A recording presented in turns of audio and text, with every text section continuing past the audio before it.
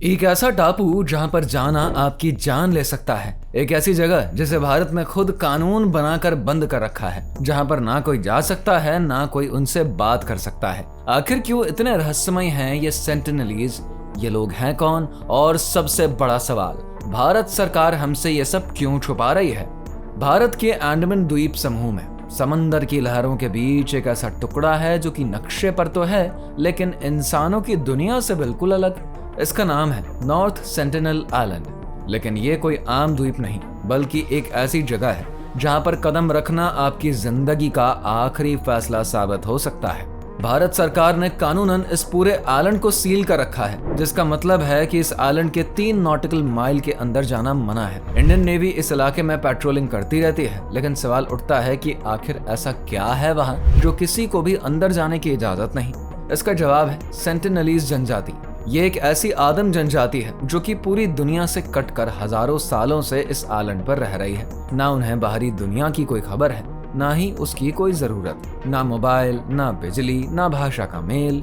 उनके लिए आज भी वही समय है जो कि 25,000 साल पहले हुआ करता था। लेकिन इस अलगाव के पीछे सिर्फ रहस्य नहीं, बल्कि डर, धोखा और गुस्से की लंबी दास्तान छुपी है। ये बात साल 1880 की है, जब अंग्रेज अफसर Morris Portman north sentinel island पहुंचे और वहां से कुछ बच्चों के साथ एक बुजुर्ग कपल को पकड़कर पोर्ट ब्लेयर ले गए। हुआ ये कि बुजुर्ग जल्दी ही बीमारी से मर गया। बच्चों को बाद में तोहफों के साथ वापस भेजा गया, लेकिन तब तक बहुत कुछ बदल चुका था। बीमारी और अविश्वास शायद साथ लौट आए थे। यहीं से माना जाता है कि सेंटिनलीज लोगों में बाहरी दुनिया के प्रति गुस्सा और डर पनपने लगा। इसके बाद जब जब कोई इस आइलैंड के पास गया, नतीजा एक ही रहा, मौत। साल 2006 में भी 2 भारतीय मछुआरे गलती से वहां जा पहुंचे। अगली सुबह उनके शव समुद्र की ओर मुंह किए हुए बांस की छड़ों पर लटके मिले, जैसे कि एक चेतावनी हो, हमारी दुनिया से दूर रहो। फिर साल 2018 में एक अमेरिकी युवक जॉन एलन चाओ धर्म प्रचार के इरादे से वहां पर पहुंचा। उसने मछुआरों को रिश्वत देकर द्वीप तक पहुंचने की कोशिश करी,